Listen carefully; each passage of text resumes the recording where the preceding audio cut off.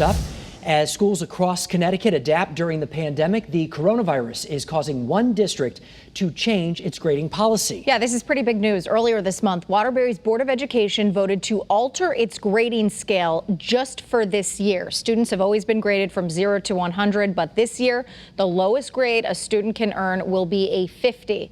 Also, when it comes to students' overall grade, the district says this year it will put more of an emphasis on assignments.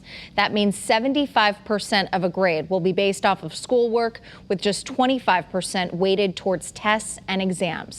That's what education is supposed to be about, how to support your students to get to the learning that we all need for them to be successful.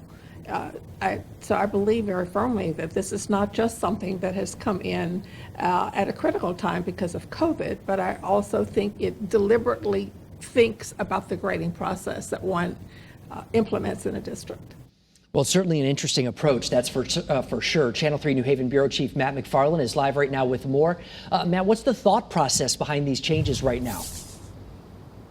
Well, Mark, here in Waterbury, they already had to make some changes because of COVID. They had to shut a high school down for a couple of days. They've also had to send some classrooms and cohorts home to virtual learning because of positive tests and contact tracing.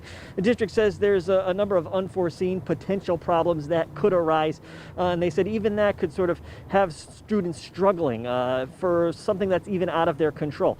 So they said even if you have a couple of zeros early on, some real low grades, he says, if you get that, you said you won't be able to sort of bring it back up, says the superintendent that you just heard from there, and then also the district's chief academic officer. So by sort of capping it at 50, this would sort of give students a chance to continue to improve throughout the rest of the year and also bring their overall grade up. Matt, while some people support this, I have to imagine that not everyone is on board with this new way of doing things.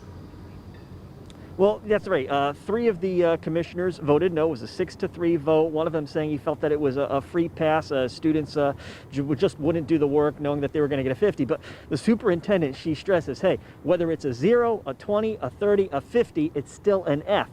She also stresses it's not going to impact the highest achievers in the school district. It's also not going to impact really the lower end, the folks who aren't handing in their assignments and doing their work. They're still going to get that F anyway. They say this is really for those kids in the middle, sort of offers them a safety net, a chance for them to pull their grades up for maybe a struggle early on in the school year. So they said they won't sort of fail the entire year because of a struggle in the first marking period. Well, it will be very interesting to see if other districts follow suit here. Matt McFarland reporting for us in the Brass City this afternoon.